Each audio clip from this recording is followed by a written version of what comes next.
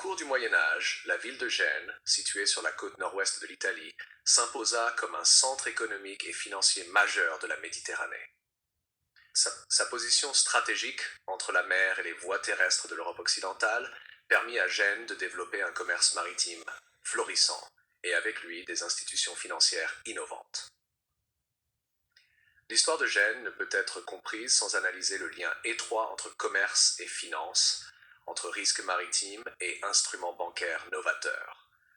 En effet, la ville ligurienne fut l'un des berceaux des pratiques bancaires modernes, anticipant de plusieurs siècles certaines techniques financières encore en usage aujourd'hui. 1. Contexte économique et géopolitique. Au XIIIe et XIVe siècle, Gênes, avec Venise et Pise, faisait partie des républiques maritimes italiennes, des cités-États dont la puissance reposait sur le commerce et la navigation.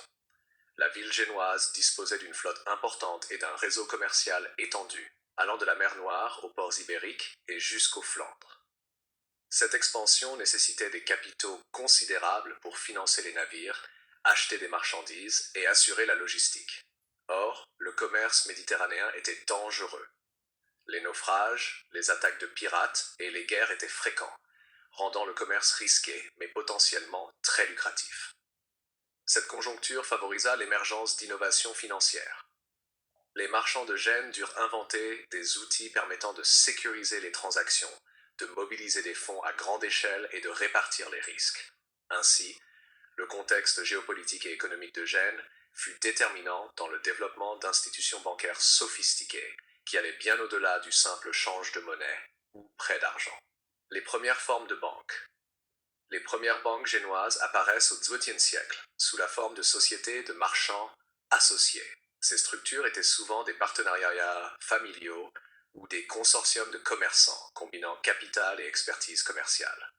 L'innovation majeure de ces banques fut la mobilisation de dépôts et de capitaux pour financer le commerce, ce qui permit à Gênes de concurrencer Venise dans le commerce méditerranéen. Parmi les innovations notables, on trouve le compte courant, qui permettait aux marchands de déposer de l'argent et de l'utiliser pour régler des dettes ou financer des expéditions. Cette pratique anticipait le concept moderne de compte bancaire, où les fonds peuvent être transférés sans avoir à transporter physiquement de l'or ou de l'argent liquide. De plus, Gênes développa le lettre de change, un instrument qui permettait de transférer des fonds à distance, réduisant le risque d'attaque et de perte lors des trajets maritimes. Ces lettres servaient également de crédit documenté et pouvaient être négociées entre marchands, ce qui créait un marché secondaire des créances commerciales. Les institutions publiques et la gestion de la dette.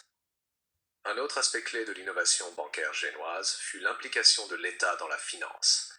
Au XIVe siècle, Gênes introduisit les obligations d'État remboursables, appelées luoghi ou luoghi del comune, qui permettaient au gouvernement municipal de lever des fonds pour financer des guerres ou des projets publics. Ces obligations étaient garanties par les revenus fiscaux de la ville et pouvaient être vendues ou transférées, créant un marché secondaire préfigurant les marchés obligataires modernes. Le système génois était remarquable par sa sophistication. La dette publique n'était pas seulement un outil de financement, mais également un instrument pour organiser la société. Les investisseurs, souvent des marchands, obtenaient une influence politique en échange de leur capital, ce qui liait étroitement finance et gouvernance. Cette interaction entre banques, marchands et États constitua un modèle unique dans l'Europe médiévale. Les innovations comptables et la technique du double entry. Pour gérer des opérations de plus en plus complexes, les banques génoises adoptèrent des techniques comptables avancées, notamment le système de comptabilité en partie double. Ce système, consistant à enregistrer chaque opération à la fois au débit et au crédit, permettait un contrôle précis des flux financiers et réduisait les risques d'erreur ou de fraude. Il favorisa la transparence et la fiabilité des transactions, qualité indispensable pour des réseaux commerciaux étendus. La comptabilité en partie double fut popularisée en Italie au XVe siècle grâce aux écrits de Luca Pacioli, mais ses racines se trouvent dans les pratiques génoises. L'innovation comptable ne se limitait pas à la tenue des livres, elle permit également de calculer les intérêts, d'évaluer les risques et de structurer des crédits complexes. Les marchands génois pouvaient ainsi financer plusieurs expéditions simultanément, diversifier leurs investissements et optimiser la rentabilité. R5. Le financement du commerce maritime. Le commerce maritime méditerranéen impliquait des investissements massifs dans les navires, les équipages et les marchandises. Les banques génoises mirent en place plusieurs instruments pour soutenir ces opérations. 1. Les prêts à l'armement. Des crédits spécifiques pour financer l'achat et l'équipement des navires. 2. Les assurances maritimes. Bien que rudimentaires, ces contrats permettaient de protéger les cargaisons contre les pertes en mer. 3. Le partage de bénéfices et pertes. Commanda. Un contrat dans lequel un investisseur fournissait le capital et un partenaire commercial gérait l'expédition, partageant ensuite les profits ou pertes. Ces mécanismes réduisaient le risque pour les investisseurs et favorisaient une expansion plus rapide du commerce. En outre, ils démontrent que Gênes anticipait déjà certaines pratiques financières modernes telles que le financement par capital risque et l'assurance commerciale. Gênes et le commerce international. Grâce à ces innovations bancaires, Gênes devint un acteur clé dans les transactions internationales. Les marchands génois pouvaient financer des expéditions en mer Noire, en Méditerranée orientale et même jusqu'aux Flandres et à l'Angleterre. Les lettres de change permettaient des paiements à distance, réduisant les risques liés au transport de l'argent liquide et facilitant les échanges entre différentes monnaies et juridictions. Les banques génoises jouaient également un rôle diplomatique. Elles finançaient des États étrangers, des campagnes militaires et des entreprises coloniales.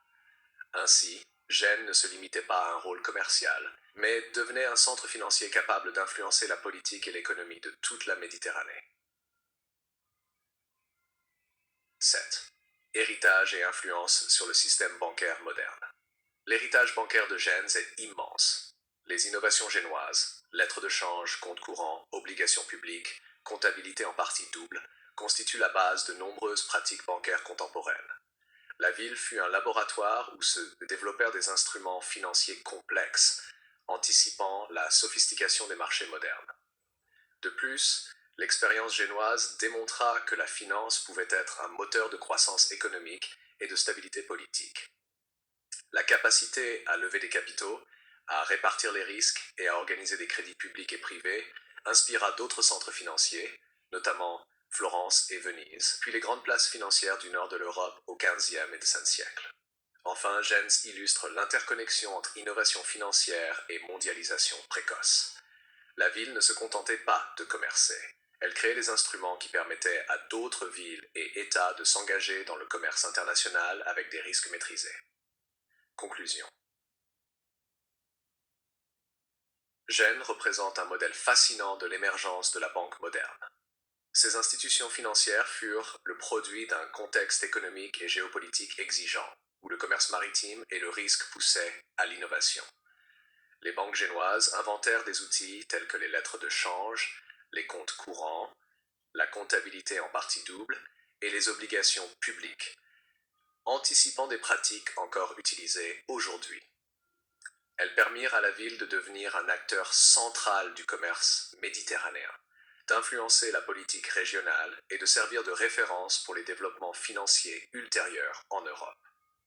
L'histoire bancaire de Gênes rappelle que la finance n'est pas seulement une question de capital ou d'intérêt, mais aussi d'ingéniosité, de confiance et de capacité à gérer le risque. Les marchands et banquiers génois, par leurs innovations, ont posé les fondations d'un système financier complexe et dynamique qui continue de façonner le commerce international des siècles plus tard.